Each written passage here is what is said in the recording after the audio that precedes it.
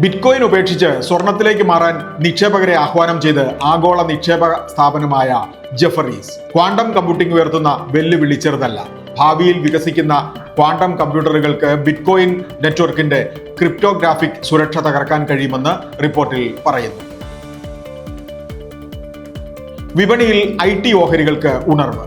ഇൻഫോസിസ് ഉയർന്നത് 5%. Nifty IT സൂചിക കയറിയത് 3%. രൂപയുടെ മൂല്യത്തകർച്ച, US ടെക് ചെലവ് മെച്ചപ്പെടുമെന്നതിന്റെ പ്രതീക്ഷകൾ, AI വരുമാന ലാഭ സാധ്യത എന്നിവയാണ് കാരണങ്ങൾ. കേരളം ആസ്ഥാനമായ ബാങ്കുകൾക്ക് ഇന്ന് ഓഹരി വിപണിയിൽ മുന്നേറ്റം. ഫെഡറൽ ബാങ്ക് ഉയർന്നത് 13%. സൗത്ത് ഇന്ത്യൻ ബാങ്ക് ഉയർന്നത് 5%.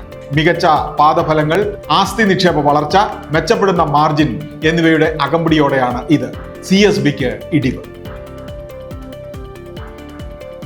AI സ്റ്റാർട്ടപ്പായ ആന്ത്രോപിക്കിന്റെ ഇന്ത്യൻ മേധാവിയായി മൈക്രോസോഫ്റ്റ് മുൻ ഉദ്യോഗസ്ഥ ഐറിന ഘോഷ്. ഇന്ത്യയിൽ ജനറേറ്റീവ് AIയുടെ എന്റർപ്രൈസ് ഉപയോഗം അതിവേഗം വർദ്ധിക്കുന്നത് കൂടി മുൻനിർത്തിയാണ് ഇത്. ബ്രിഹൻ മുംബൈ മുനിസിപ്പൽ കോർപ്പറേഷൻ തെരഞ്ഞെടുപ്പിൽ BJP നയിക്കുന്ന സഖ്യത്തിന് വ്യക്തമായ ഭൂരിപക്ഷം. താക്കറെ പവാർ സ്വാധീനത്തിൽ വൻ ഇടിവ്. ബിസിനസ് വാർത്തകൾ വിശദമായി അറിയാൻ ധനം online.com.